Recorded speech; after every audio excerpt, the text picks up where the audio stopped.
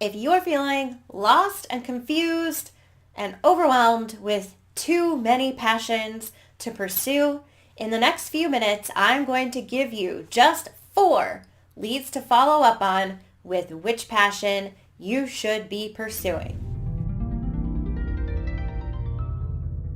My name's Jessie, and I empower my fellow offbeat creatives to pursue their passions with creativity, clarity, confidence, and a little funsies.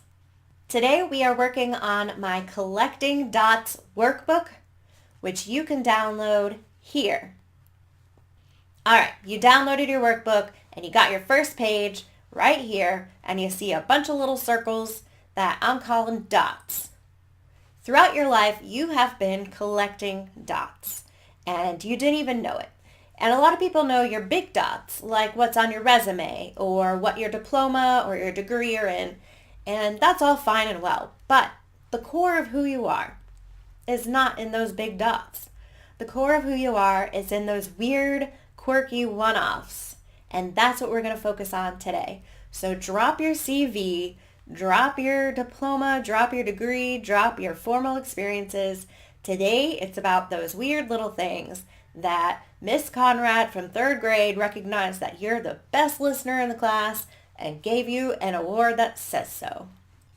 When I filled out my form, a few of my bubbles included played roller derby for 8 years, or was my sorority social chair and got to plan formals and semi-formals, which was a blast, but didn't show up on my resume. I also got to plan a 6-week preventative program for kids who were emotionally behaviorally disturbed. That wasn't actually part of any official job description that I had in a job that's on my resume, but it was something that I absolutely loved doing and was a challenge that I got to complete.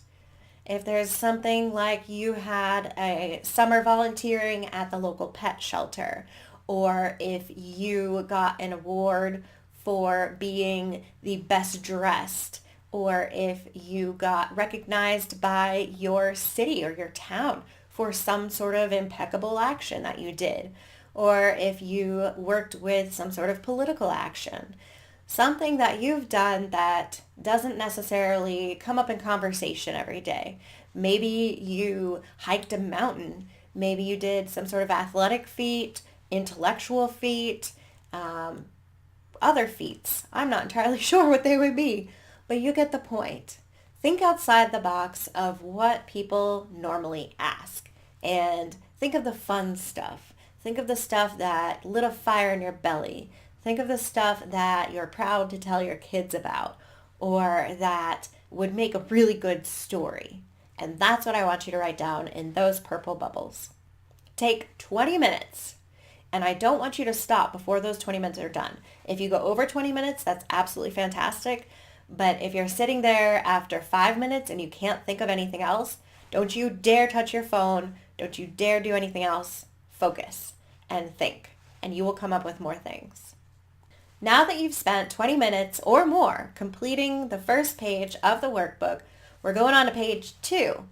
And if you notice that there were little blue dots inside of your big purple dots, that's because we are going to quantify the value of these activities, where we're going to give the activity 2 points if it was fun, 3 points if it was fulfilling, 1 point if you were good at it, and 2 points if it made you money.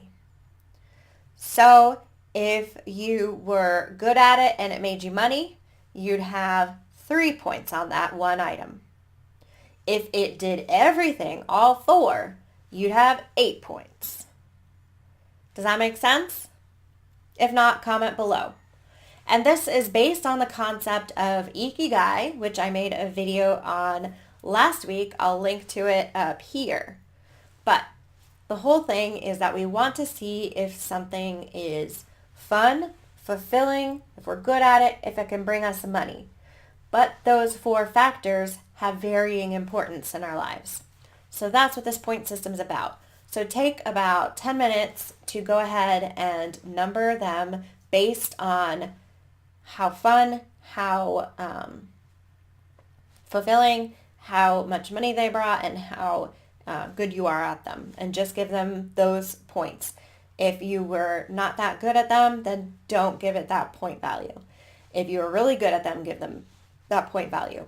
If it brought you $1 a day, I wouldn't put that as a value. If it gave you $50 a day, I would consider that a point value. Now we're moving on to one of my favorite things, mind maps. So take your top 4 activities or accomplishments from page number 2 and move on page number 3, where we're going to write those top 4 activities, one in each of the centers of the mini mind maps. And the mini mind maps are meant to encourage ideas to brainstorm from those top 4 activities or accomplishments. What are other things that you can think of that are similar to that activity or accomplishment that spark joy in you, that spark passion, that can earn you money, that are things that you can pursue, that you can look at as a career. And I really want you to hone in on this and go from a general brainstorm and then funnel down into one big, passionate idea from each of them. And if you find that in the 4 mini mind maps, you come down to just the same activity in the center, even though you tried brainstorming about other things, that's a-okay, because I think that means that's really it. And this will give you your 4 top passionate items that you should look into as careers, as money-making opportunities, or if you're not even interested in that, just 4 passions to pursue in your spare time, because they bring you the most joy and they have the most opportunity for you. I hope you enjoyed this video and it gave you a little more clarity and confidence in the top 4 passions that you should pursue.